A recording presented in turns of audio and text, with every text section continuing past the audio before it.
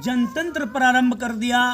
आपको पता होना चाहिए, पहले समय में राजा का बेटा ही राजा बनता था, दूसरे का नंबर ही नहीं आता था। राजा का बेटा ही राजा बनेगा। राजा की संतान होती थी, उसमें जो उत्तम गुणों वाला होता था, सर्वश्रेष्ठ होता था, उसको राजा बनाया करते थे। लेकिन अब संविधान का निर्माण होने के बाद बाबा साहब ने ऐसी व्यवस्था बना दी कि आज जो व्यक्ति काबिल होगा, वो चाहे किसी भी धर्म जाति संप्रदाय का हो, वही लीडरशिप करेगा, वही लीडरशिप करेगा। अभी अभी भाई जग्गी ने बताया कि मेरा एक सपना है, मेरी एक चाह है मन में कि मैं एक ऐसा इलेक्शन लड़ूं और लोगों के लिए सेवा भाव से काम करूं। तो वास्तविकता में इनको अधिकार है, ये कर सकते हैं, अपने मन की चाह को पूरा कर सकते हैं यदि लोगों ने इनको चाहा तो, और इनकी व्यवस्था को समझा तो, इनके मन को समझा तो ये उस नदी के दायरे को पार कर सकते हैं, बड़ी आसानी से कर सकते हैं। ये उसके काबिल बना दिए। ये केवल और केवल उस संविधान के निर्माण के बाद ही संभव हो पाया है। ये बड़े खुशी का दिवस है। आप लोगों को ये बात बताने में मुझे बिल्कुल भी कतुराई नहीं होगी कि आज हम सब एक समान अधिकार से लड़ रहे हैं। नहीं तो ऐसी स्थिति होती कि जो उच्च वर्ण के, उच्च जाति के लोग होते, वो बड़े से बड़ा अपराध भी कर देते, उनके लिए कोई सजा का प्रावधान ना होता, उनके लिए कोई सजा का प्रावधान न होता।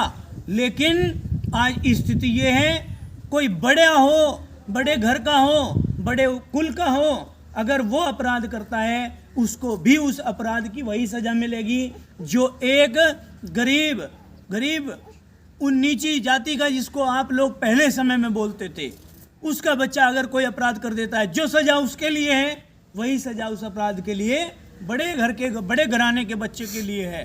तो ये केवल हमें समानता का जो अधिकार मिला है, शिक्षा का जो अधिकार मिला है, ये उस संविधान के कारण ही मिल पाया है। और उस संविधान का निर्माण जिस दिन हुआ और लागू हुआ भारत के अंदर, उसी को हम गणतंत्र दिवस के रूप में आज मना रहे हैं। यहाँ पर बैठ करके आप लोगों को मैं बता दूं, एक गणतंत्र दिवस और स्वतंत्रता दिवस के बीच का जो अंतर होता है, जो फासला होता है, वो हमारे यहाँ बड़े बड़े लीडर को भी नहीं पता होता, नेताओं को भी नहीं पता होता।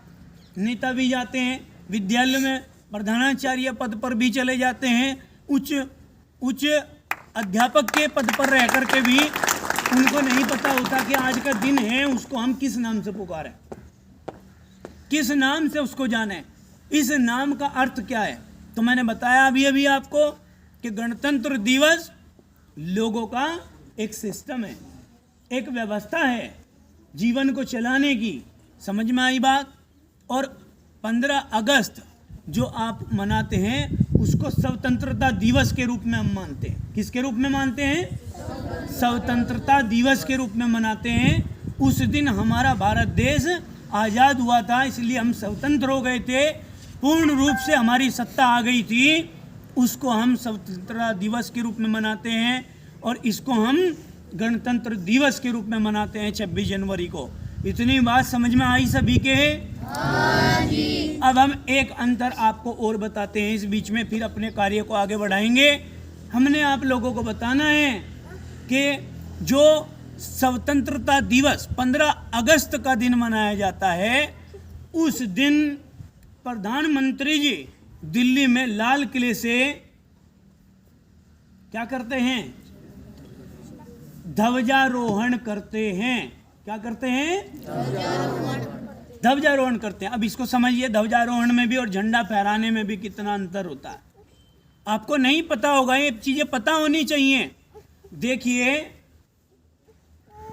ध्वजारोहण इधर से ब्रिटिश सरकार का ध्वज लगा हुआ था, झंडा लगा हुआ था, उसको उतारा जा रहा था और हमारे ध्वज को ऊपर लगाया जा रहा था।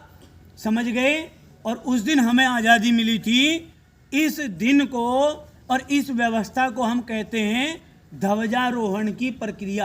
क्या कहते हैं? ध्वजारोहण की प्रक्रिया। और 15 अगस्त को कौन फहराता है? प्रधानमंत्री जी। और ये सौभाग्य पिछले 2 योजनाओं से किसको प्राप्त हो रहा है? आदरणीय, सम्मान के योग्य, पूजने योग्य नरेंद्र मोदी जी को ये सौभाग्य प्राप्त हो रहा है।